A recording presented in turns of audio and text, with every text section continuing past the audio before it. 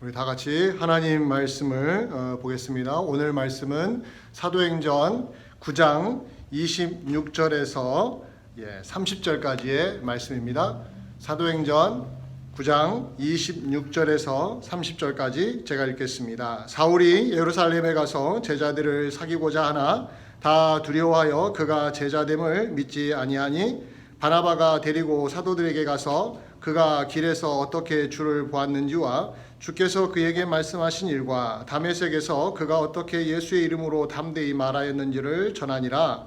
사울이 제자들과 함께 있어 예루살렘에 출입하며 또 주 예수의 이름으로 담대히 말하고 헬라파 유대인들과 함께 말하며 변론하니 그 사람들이 죽이려고 힘쓰거늘 형제들이 알고 가이사랴로 데리고 내려가서 다소로 보내니라. 아멘. 우리가 잘 알다시피 사울은 다메섹에서 부활하신 예수 그리스도를 만난 이후에 그의 인생이 그야말로 통째로 바뀌는 그러한 경험을 했습니다. 완전히 사람이 새로워졌습니다. 그것의 가장 뚜렷한 증거가 즉시로 유대인의 회당에 들어가서 예수 그리스도, 예수님은 하나님의 아들이시오 그리스도이심을, 이스라엘의 메시아이심을 선포한 것입니다. 그런 가운데 그 사울의 마음을 짓누르는 보이지 않는 죄책감이 하나 있었습니다. 저는 오늘 말씀을 묵상하면서 그 사울의 그 내면에 있는 죄책감이 있었을 것이다, 저는 그렇게 추정을 해 보는데, 그의 마음을 짓누르는 죄책감, 그 안에는 어떤 미안함이 있었는데 그 대상이 누구냐면 예루살렘 교회였습니다. 예루살렘 교회에 대한 미안함, 그 미안함이 죄책감까지 갖도록 만들었던, 그의 마음을 짓눌렀던 그런 감정적인 고생이었죠. 그 부분에 대해서 우리가 어디서 확인할 수 있느냐? 사도행전 8장 1절부터 3절을 보시면 그 증거가 나오는데 제가 잠깐 말씀을 인용하겠습니다. 사도행전 8장 1절부터 3절에 사울은 그가 죽임당함을 마땅히 여기더라. 그날에 예루살렘에 있는 교회에 큰 박해가 있어 사도 외에는 다 유대와 사마리아 모든 땅으로 흩어지니라. 경건한 사람들이 스데반을 장사하고 위하여 크게 울더라. 사울이 교회를 잡멸할새 각 집에 들어가 남녀를 끌어다가 옥에 넘기니라. 우리가 지금 9장을 읽었는데 8장 1절부터 3절에 나와 있는 내용, 거기에는 사울이 어떻게 예루살렘 교회를 핍박했는지가 아주 어떤 자세하게 잘 나와 있습니다. 교회를 잡멸하려고 했습니다. 교회를. 우리 스데반이 돌에 맞아 죽을 때 찬송표를 던졌던 사울이었고, 그리고 예루살렘 교회 성도들의 집을 방문해서 각각 집에 있는 성도들을 잡아다가 옥에다가 넘겼습니다. 자, 그렇다면 예루살렘 교회 입장에서 봤을 때, 그 예루살렘 교회를 출입하는 성도님들의 시각에서 봤을 때 이 사울은 어떤 사람으로 보이겠습니까? 당연히 가장 두려운 대상이 되겠죠. 마치 우리나라 말로 하면 저승사자와 같은 존재였죠. 지옥에서 온 사람 같은 모습으로 비쳤을 것입니다. 그 정도로 치가 떨리게 무서운 사람, 그리고 가까이 하지 않으려고 하는 사람, 가장 기피하고 싶은 대상이 사울이었습니다. 근데 사울이 교회를 핍박했던 그가 다메섹에서 예수님을 만나고 나서 완전히 새로운 사람이 되었잖아요.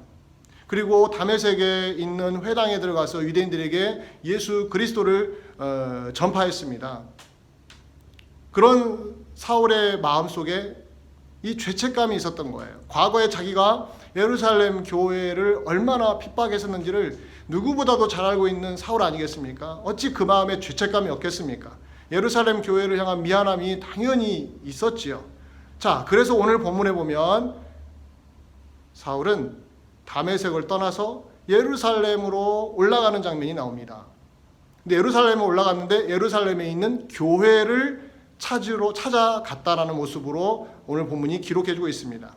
예루살렘에 있는 제자들이란 건 누구냐면은 예루살렘 교회에 있는 예수님의 제자들을 말하는 것이죠. 이들을 찾아간 거예요. 근데 오늘 본문에 보면 왜 찾아갔느냐? 찾아간 이유에 대해서 26절에 이렇게 말합니다. 사울이 예루살렘에 가서 제자들을 사귀고자 하나. 여기 나와요. 예루살렘으로 갔는데 제자들을 사귀고자 했다라는 거예요. 이 제자들이 예루살렘 교회 성도들을 말한 거죠.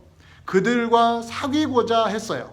자, 여기에는 그의 죄책감과 미안함이 어떤 식으로 드러난지가 잘 나타나고 있습니다. 사귀고자 한다는 것은 신뢰관계를 회복하고 싶은 마음이 간절했다는 것을 이 단어로 표현한 겁니다. 사귀고자 했다. 성도 간의 교제, 예수 그리스도를 믿는 성도들끼리 교제하는 그 사귐, 그것을 회복하고 싶었어요. 당연히 그렇지 않겠습니까? 사울이 얼마나 나쁜 짓을 많이 했습니까? 이 교회에 대해서. 예수 그리스도를 이제 믿게 되었다고 해서 그 과거가 다 지워졌나요? 그렇지 않습니다. 예루살렘 교회 성도들의 머릿속에서는 사울은 여전히 공포의 대상이었습니다. 그 사울이 그걸 너무 잘 알고 있었기 때문에 다메섹에서 복음 전도를 하다가 곧바로 예루살렘으로 가서 그 제자들과 관계를 회복하려고 노력을 하는 모습이 오늘 본문에 나오는 것이죠. 자, 그런데 예루살렘 교회는 어떻게 반응했습니까? 사울에 대한 너무 나쁜 기억들로 가득한 예루살렘 교회 제자들, 성도들은 어떤 대응을 했을까요? 당연히 부정적일 수밖에 없습니다. 그래서 오늘 본문에 보면 그들이 다 두려워했다고 말합니다. 사울은 예루살em 교회에 있는 성도들과 사귀고자 시도를 했는데 그 교회 사람들은 다 사울을 두려워했다고 말합니다. 당연한 반응이라고 저는 봅니다. 두렵지요. 자, 그런데 이 두려움이 사울이 영적으로 변화되지 않았다고 생각해서 두려워했는가? 그렇지 않습니다. 예루살렘 교회는 이미 소문으로 들은 것 같아요. 사울이 변했다고. 사울이 예수 그리스도를 전하고 있다고. 이 소식이 들려온 것입니다. 그래서 오늘 본문의 26절에 보면 이렇게 나와요. 다 두려워하여 그가 제자됨을 믿지 아니하더라. 그가 제자됨을 믿지 아니하더라. 이 말을 잘 들으셔야 됩니다. 그가 제자된 것을 알지 못했다고 하지 않고 그가 제자됨을 믿지 아니하더라고 말합니다. 알고는 있지만 믿지 않았다고 표현한 거죠. 자, 그럼 무엇이 전제가 됩니까? 바울이 예수님의 제자가 된 부분에 대해서는 이미 예루살렘에 있는 제자들도, 예루살렘 교회에 있는 성도들도 다 소문으로 들어서 알고 있었다는 것이죠. 그럼에도 불구하고 두려워하고 있어요. 사울이 변했는데도 불구하고, 그리고 지금 핍박하러 온 게 아니라 예루살렘 교회의 제자들과 사귀고자, 그들과 영적인 교제를, 신앙적인 교제를 나누고자 온 것이기 때문에 매우 겸손한 태도로, 평화스러운 태도로 지금 사울이 왔음에도 불구하고 그를 믿지 않았다. 그렇죠? 그를 두려워했다. 그가 여전히 두려움의 대상이었다. 거기에는 무엇이 있는 것입니까? 이 교회가 여전히 사울이 변했음에도 불구하고, 사울이 그리스도인이 되었음에도 불구하고 두려움으로 그를 대할 수밖에 없는 근본적인 이유가 무엇일까요? 그것은 불신이었습니다. 사람에 대한 불신. 그것이 오늘 본문에 그의 제자됨을 믿지 아니하더라. 사울은 예수님을 믿는다고 말하지만 예루살렘 교회의 제자들은, 예루살렘 교회 성도들은 그것을 믿을 수가 없었습니다. 왜요? 사울에 대한 불신이 그 정도로 깊었기 때문에. 불신하는 마음이 너무너무 가득했기 때문에 그를 믿을 수가 없는 마음이 예루살렘 교회 성도들의 마음속을 가득 지배하고 있었기 때문에 사울을 받아들일 수가 없었다라는 거예요. 저는 이 본문을 묵상하면서 이 불신, 믿지 못하는 것, 사람을 믿지 못하는 것이 얼마나 파괴력이 있는가, 어느 정도의 파괴력이 있는지를 다시 한번 생각하게 됐습니다. 여러분, 불신은 정말 무서운 힘을 갖고 있습니다. 잠깐 여러분들에게 그 이야기를 좀 드리려고 합니다. 불신은 인간관계를 정말로 파괴하는 정말로 무서운 힘을 갖고 있습니다. 모든 인간관계를 그냥 파괴시켜버려요. 심지어는 가장 가까운 사람과의 관계도 불신이 침투해 들어가면 그 관계는 깨져버립니다. 여러분 부부만큼 가까운 사이가 어디 있습니까? 부부 사이를 보십시오. 서로 사랑해서 결혼해서 자녀를 낳고 한평생 같이 살겠다고 결심한 정말 엄청나게 가까운 사이 아닙니까? 그런데 그 둘 사이에 불신이라는 이 괴물이 침투해 들어오면 그 관계가 깨져버리더라고요. 아내가 남편을 불신하고 남편이 아내를 불신하고 그만한 이유가 있었겠죠. 물론 그런 이유가 있지만 그 불신이 마음속에서 자라기 시작하면 그렇게도 사랑하는 사람도 미움의 대상이 되고 그리고 같이 함께 할 수 없는 사람이 되어버리는 거예요. 여러분 친구 사이를 보십시오. 50년 지기, 40년 지기, 30년 지기 아주 어릴 때부터 친구 사이라고 하더라도 자그마한 오해가 생겨서 사람을 믿지 못하는 불신의 마음이 생기면 어떻습니까? 그 모든 세월이 다 수포로 돌아가고 아무것도 아닌 것처럼 되어버리지 않습니까? 이 정도로 불신은 이 믿지 못하는 마음은 인간관계를 파괴해버려요. 자, 이것을 좀 더 좁혀와서 여러분 교회 내로 한번 적용을 해볼까요? 교회 내에서 성도들 간의 교제를 나누는 거 그게 바로 친밀함입니다. 친교지요. 교제 나누는 거 그것을 파고들고 그것을 깨뜨리는 가장 무서운 영적인 적이 무엇인지 아십니까? 바로 불신이에요. 믿지 못하는 마음이에요. 상대를 불신하는 마음이 생기면 여러분 그 영적인 교제는 완전히 와장창 깨져버립니다.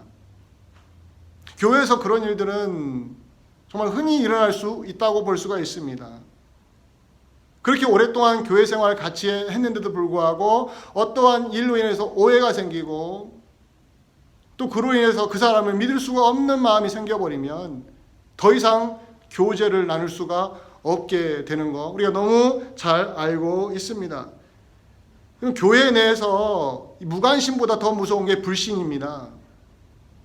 그리고 미움보다 더 무서운 게 불신입니다. 이 정도로 믿지 못하는 마음이 우리를 지배해버리면 이 영적인 교제, 신앙적인 교제, 이 친밀함은 완전히 아무것도 아닌 것처럼 무너져 버린다는 우리가 기억을 꼭 해야 됩니다. 그리고 이 불신은 교회를 지속적으로 아프게 만드는 무서운 가시예요. 가시. 여러분 가시가 손에 찔리잖아요. 내버려 두면 어떻습니까? 여기 부분이 염증이 생기지 않습니까? 그 속에서 곪지 않습니까? 마치 이런 거예요. 불신이라는 가시에 우리가 찔리면 이것을 빼내지 않으면 이것이 우리의 마음을 멍들게 만들고 우리의 속을 곪게 만듭니다. 염증이 생기게 만들어요. 우리를 병들게 만드는 것이죠. 이 불신이 우리의 마음을 차지하면 우리의 마음은, 우리의 영혼은, 우리의 신앙은 염증으로 인해서 큰 질병에 시달리게 되는 겁니다. 이걸 빼내야 돼요. 이 정도로 사람을 불신하는 것은 무서운 것입니다. 예루살렘 교회 성도들이 사울을 봤을 때 그가 아무리 예수님을 믿는다고 말하고 다메섹에 있는 유대인 회당에서 예수 그리스도를 증거했다고 해도 과거에 우리에게 행했던 모든 악행들을 우리가 기억하고 있는데 어찌 그를 믿을 수가 있는가? 이 믿지 못하는 마음에 지배를 당하다 보니까 사울을 밀어낸 거예요. 사귀고자 화해 악수를 취했던 사울을 끊어낸 것이죠. 그래서 오늘 본문에서 사울이 예루살렘에 가서 제자들과 사귀고자 했지만 예루살렘 교회 제자들은 다 두려워해서 그의 제자됨을 믿지 아니하는 이 불신의 마음, 이것을 극복해야만 되었던 것이죠. 사랑하는 성도 여러분, 저는 불신에 대해서 좀 더 이야기를 해보려고 합니다. 앞에서는 불신이 갖고 있는 파괴력에 대해서 말씀을 드렸는데, 이 불신을 하게 되면, 사람을 믿지 못하게 되면 우리는 두 가지 오류에 또 빠지게 됩니다. 이것도 참 무서운 거예요. 이 두 가지 오류는 우리를 더욱더 불신하게 만드는 촉매제가 되는데, 그 오류 중에 첫 번째가 뭐냐면 나는 옳고 상대방은 틀리다고 하는 생각에 빠집니다. 즉 내가 불신하고 상대방이 불신을 당하잖아요. 그러면은 불신하고 있는 내가 옳고 불신을 당하는 상대방은 무조건 틀리다고 생각하는 거예요. 그래서 대화가 안 돼요. 내가 불신하는 상대방이 아무리 진실한 이야기를 해도 저 사람은 틀린 이야기를 하고 있다고, 저 사람은 무조건 거짓말을 하고 있다라고 내 머릿속에 딱 박혀버리니까, 이게 바로 상대방을 불신하게 되면 나타나는 오류예요. 여기서 벗어나기가 정말로 어렵습니다. 또 하나의 오류가 있습니다. 그것은 불신하게 되면 나는 피해자이고 상대방은 가해자라고 생각하는 프레임에 갇히게 되는 거예요. 앞에서는 제가 뭐라고 했어요? 나는 옳고 상대방은 틀리다고 했잖아요. 이것보다 더 무서운 것이요, 나는 피해자, 상대방은 가해자, 이 프레임을 걸어버리는 거예요. 나는 피해자이기 때문에, 상대방은 가해자이기 때문에 누가 더 힘드냐는 거예요. 내가 피해를 입었기 때문에 내가 더 힘들다고 생각하는 이 마인드를 떨쳐버리지 못하면 거기서 헤어나올 수가 없습니다. 다 이게 어디서 나오는 거예요? 불신하게 되면, 상대방을 믿지 못하게 되면은 이 오류에서 헤어나오지 못해요.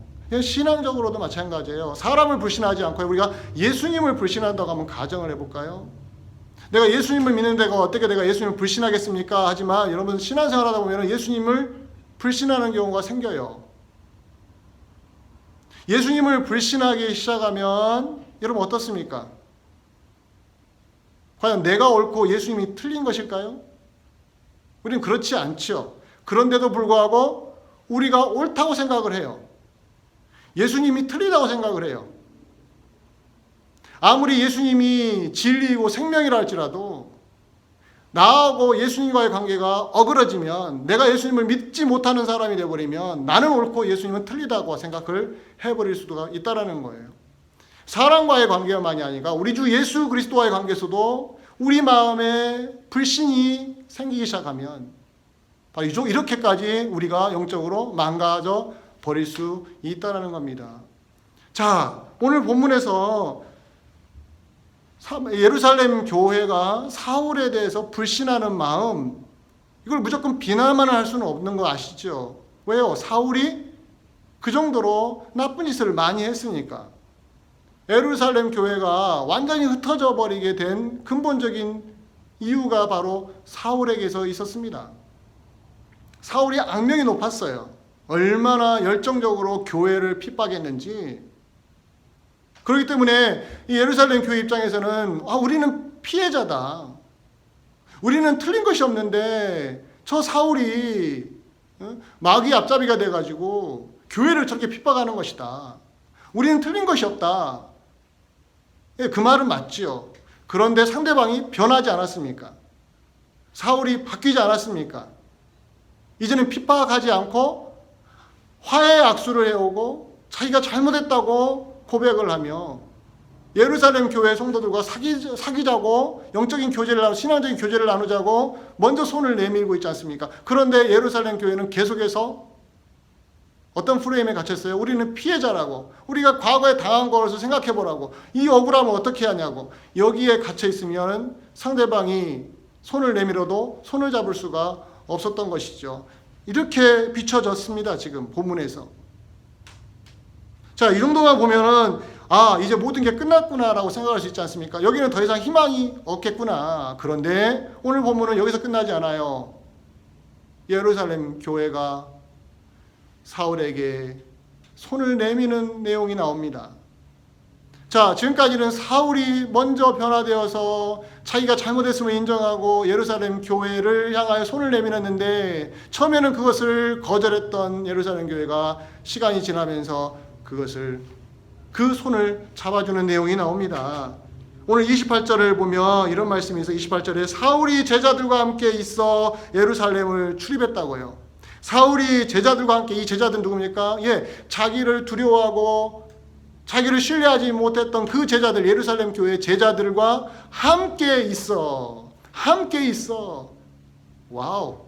여러분, 신뢰가 회복되지 않았습니까? 함께 있을 수 있다니요. 그리고 예루살렘을 같이 출입을 하고 있었대요. 근데 30절에는 이런 말이 나와요. 형제들이 알고, 이 형제들이라는 것은 예루살렘 교회 형제들을 말한 거죠. 예루살렘 교회 제자들이 알고 가이사랴로 데리고 내려가서 다소로 보내니라. 이게 무슨 맥락이냐면, 사울이 예루살렘에 있는 유대인들과, 헬라파 유대인들과 논쟁을 벌이고 그들과 함께 있으면서 예수 그리스도를 증거하다가 그들의 미움을 받아서 그 헬라파 유대인들이 사울을 죽이려고 하니까 이 형제들이 나서서, 이 형제들이 뭡니까?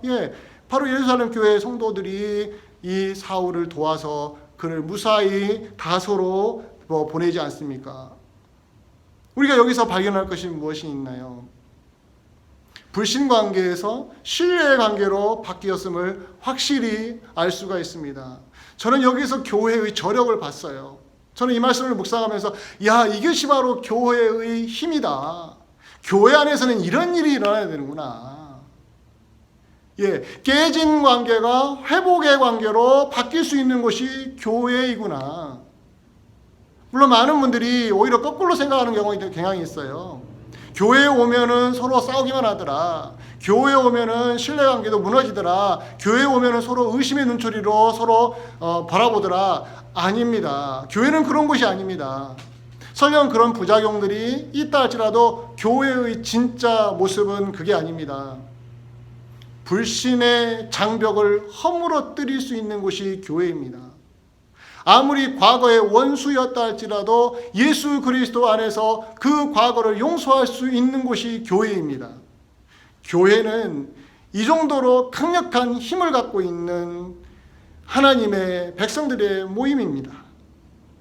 예루살렘 교회가 그것을 입증하고 있어요. 사울을 두려워했지만 시간이 흐르면서 그 예루살렘 교회 제자들이 사울을 끌어안지 않습니까? 그를 형제로 받아들이지 않습니까? 그와 함께 성도의 교제를 나누고 있습니다. 모든 불신의 장벽을 다 뛰어넘고 신뢰의 관계로 회복된 것을 우리는 오늘 본문에서 확인하고 또 확인해야 합니다. 이것이 바로 이 시대에 우리 교회에 그대로 적용되어야 함을 저는 강력하게 호소하고 싶습니다. 교회 안에서 일어나는, 성도들끼리 일어나는 아주 안 좋은 것들도 많이 있지만 그 모든 것들을 이겨내고 서로 신뢰할 수 있는, 서로 용서할 수 있고 서로 이해할 수 있는 힘이 우리에게 있음을 교회는 입증해 내야 하는 것입니다. 예루살렘 교회가 사울에게 그것을 증명해낸 것처럼 우리도 서로에게 그것을 증명해 낼 수 있어야 합니다. 저는 이 말씀을 묵상하면서 이 예루살렘 교회가 어떻게 이렇게 바뀔 수가 있었는가? 여기에는 무슨 비밀이 있었을까? 오늘 본문에 두 가지로 우리에게 그 비법을 가르쳐 주더라고요. 예루살렘 교회가 사울에 대해서 불신했다가 이제는 신뢰의 관계로 회복했는데 무엇이 그들로 하여금 그렇게 사울을 끌어안게 만들었을까? 두 가지 요소가 있었어요. 하나는 중재자가 있었다는 거예요. 중재자. 다음은 일관성이 있었다는 거예요. 하나씩 볼까요? 중재자가 있었어요. 누구냐면 바나바입니다. 바나바. 오늘 본문에 보시면 27절에 바나바가 데리고 사도들에게 가서 이렇게 말합니다.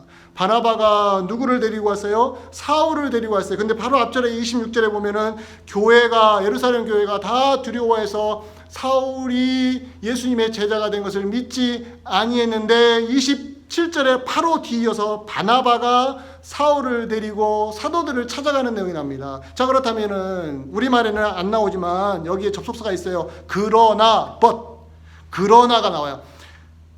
그가 제자됨을 믿지 아니하니 그러나 바나바는 어땠다는 거예요? 믿었다는 거예요. 사울이 변화된 것을 믿었던 사람이 한 사람이 있었다라는 거예요. 그가 바로 바나바입니다. 바나바. 예루살렘 교회 모든 성도들이 다 사울이 변했음을, 사울이 예수님의 제자가 된 것을 믿지 아니하는 가운데 한 사람인 바나바는 사울의 변화를 믿었습니다. 이렇게 믿어주는 사람이 있었다는 거예요. 그런데 그가 믿어주기만 하지 않고 뭐 했습니까? 행동을 취합니다. 적극적으로 중재하는 역할을 합니다. 그것이 바로 뭐냐면은 사울을 데리고 가서 누구에게 갑니까? 사도들에게, 예루살렘 교회를 가르치고 지도하는 사도들에게 찾아가서 이렇게 말합니다. 오늘 27절에 보면은 그가 길에서 어떻게 주를 보았는지와 주께서 그에게 말씀하신 일과 다메섹에서 그가 어떻게 예수의 이름으로 담대히 말하였는지, 이게 다 누구에 대한 이야기예요? 사울에 대한 이야기예요. 사울이 이렇게 바뀌었습니다. 사울이 어떻게 예수님을 만나게 됐고 어떻게 다메섹에서 예수님을 담대하게 유대인들에게 선포했는지를 바나바는 믿어준 거예요. 믿은 거예요. 그걸 확신한 거예요. 그리고 그를 변호하기 시작합니다. 사도들에게 가서. 왜냐하면 사울을 믿지 못하는 예루살렘 교회였으니까. 사울이 무슨 말을 해도 내가 이렇게 변했습니다. 아무리 신앙 간증해도 안 믿어주는 그런 상황에서 중재자 역할을 했던 바나바. 이 바나바가 아주 용기 있는 행동을 합니다. 왜요? 10명 중에 9명이 반대할 때 한 명이 찬성하기가 얼마나 어려운지 아십니까? 이건 너무 어려운 거예요. 예루살렘 교회 성도들이 다 사울을 배척했는데, 그를 믿지 않았는데 바나바만 믿었다. 그뿐만 아니라 그 바나바가 사울을 변호하고 돌아다니는 거예요. 심지어는 그 교회 지도자인 사도들에게 가서 적극적으로 사울을 변호하고 있어요. 그렇다면 사람들이 박수 쳐줄까요? 바나바의 용기에 박수 쳐줄까요? 안 그럴 수도 있지요. 오히려 바나바가 사울 편에 쓴 것에도 불편해하고 사울과 같은 사람으로 취급을 할 수도 있지 않습니까? 오히려 사울만이 아니라 바나바까지도 배척할 수 있지 않겠습니까? 그러한 위험성도 다 감수하고 바나바는 적극적으로 사울을 변호하고 있습니다. 그 사울을 믿고 그를 신뢰하고 그가 예루살렘 교회와의 관계에 이 화해를 할 수 있도록 적극적으로 행동에 옮기지 않습니까? 이게 바로 중재자의 역할입니다. 교회에는 이런 분들이 필요합니다. 바나바의 용기를 마음에 품은 성도들이 교회 안에서 길러져야 됩니다. 교회 안에서는 얼마든지 서로 티격태격할 수가 있고요. 감정 싸움을 할 수가 있고요. 어떤 자그마한 오해로 인해서 아니면은 어떤 여러 가지의 잘못된 우리의 판단으로 인해서 서로를 불신하게 될 수도 있고요. 실제적으로 정말로 나에게 잘못해가지고 상대방을 내가 불신할 수도 있고요. 다양한 이유로 우리는 서로 믿지 못하는 관계가 될 수 있어요. 그렇게 내버려 두면 안 됩니다. 교회는 이 바나바처럼 용기 있게 서로 중재해 줄 수 있는 그러한 성도가 필요합니다. 저는 오늘 본문을 보면서 예루살렘 교회가 부러웠습니다. 바나바와 같은 사람이 예루살렘 교회에 있었구나. 바나바가 이렇게까지 적극적으로 사울을 옹호할 수 있었다니. 어찌보면 모든 사람이 바나바까지도 비난할 수 있는 상황에서도 지금 올바른 행동을 하고 있는 이 바나바의 용기 있는 태도, 우리는 이러한 용기가 필요할 때가 있습니다. 예루살렘 교회가 사울에 대해서 불신했다가 신뢰관계로 회복하게 된 근본적인 정말로 큰 힘이 누구에게서 왔다고요?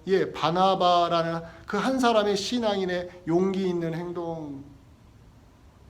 아주 작은 것 같지만 하나님이 그 용기를 사용하시지 않습니까? 우리는 그럽니다. 괜히 용기 부렸다가 나까지 욕먹으면 어떡해? 문제를 더 꼬이게 만들면 어떡해? 이것 때문에 안 하고 주저할 수도 있습니다. 그러나 하나님이 사용하시는 것을 여러분들 보셔야 합니다. 하나님이 우리의 순수한 마음을 사용하십니다. 우리가 순수하게 관계를 회복하기 위해서 애를 쓰면은 그것을 사용하십니다. 이것을 놓치면 안 됩니다. 다음으로 일관성입니다. 예루살렘 교회가 사울을 믿을 수 있는 그 이유 중에 하나가 뭐냐면 사울의 일관된 신앙의 태도였습니다. 사울이 어떻게 신앙을 보여주는 29절을 보면 주 예수의 이름으로 담대히 말하고 헬라파 유대인들과 함께 말하며 변론하니, 이때는 지금 예루살렘 교회가 바나바의 설득으로 인해서 사울을 이제 인정하고 있는 상황에서 사울이 보여준 신앙 태도였어요. 사울이 헬라파 유대인들과 맞짱을 뜬 거예요. 쉽게 말해서 예수 그리스도를 변호하는 그런 적극적인 자세를 취한 겁니다. 이 모습을 예루살렘 교회 제자들이 본 거예요. 성도들이 본 거예요. 그래서 바나바의 판단이 맞았구나. 이 사람은 확실히 변했구나. 어디서 확신을 갖게 된 거죠? 사울이 실제적으로 변했음을 일관되게 증명해내고 있는 거예요. 일관된 이 신앙 태도 너무너무 중요합니다. 신앙생활을 우리가 할 때 예수 믿는 자로서 우리는 항상 이런 일관된 신앙 태도를 유지할 수 있어야 합니다. 우리가 예수님을 위해서 살겠다고 결심하잖아요. 그러면은 비가 오나 눈이 오나 바람이 부나 어떤 환경 속에서도 어떤 처지에서도 우리는 예수님을 위해서 살겠다고 계속해서 가야 됩니다. 이게 바로 일관된 신앙의 태도죠. 사울이 그러지 않았습니까? 이것이 바로 예루살렘 교회가 사울을 신뢰하게 만들었던 근본적인 또 하나의 힘이었어요. 이런 식으로 중재자의 역할과 일관된 신앙 태도가 맞물려서 관계가 회복되도록 도와준 것입니다. 사랑하는 성도 여러분, 교회 안에서 사람이 모여서 서로 교제를 나누는 가운데 오해가 생기고 또 그로 인해서 서로 불신하게 되고 관계가 흔들게 되고 어떤 경우는 깨지는 경우가 있습니다. 그러나 그대로 방치하면은 그것이 우리를 아프게 만듭니다. 우리의 속에, 우리 마음에 염증을 만들어내서 이 몸을 상하게 하듯이 우리 마음을 상하게 만들어 줍니다. 이것을 극복하는 방법은 이렇게 중재할 수 있는 신앙의 용기가 있는 분들이 필요하고, 또한 우리가 진짜로 예수 믿는 자로서 변했음을 확실히 나타내는 것입니다. 이것이 바로 교회의 힘이고, 이렇게 교회가 하나가 되었을 때 아무리 어려운 상황에 있더라도 우리는 그것을 이겨낼 수가 있습니다. 이 신뢰의 관계를 깨뜨리는 것들을 우리는 적극적으로 막아내고 예수 믿는 자로서 서로를 신뢰할 수 있는 관계를 형성한다면 우리는 이 어려운 시기를 충분히 이겨 나갈 수가 있을 것입니다. 이번 한 주간에도 이 은혜가 우리 모든 성도님들 삶 속에서 열매가 맺기를 주의 이름으로 간절히 축원드립니다. 기도하겠습니다. 고마우신 아버지 하나님, 우리의 연약함을 아시는 아버지 하나님, 그 가운데서 우리를 부르셨사오니 우리가 서로 신뢰하고 서로 사랑하며 서로 이해하는 가운데 예수 그리스도의 제자됨을 세상에 나타내게 하나님 도와 주시옵소서. 예수님의 이름으로 기도하옵나이다. 아멘.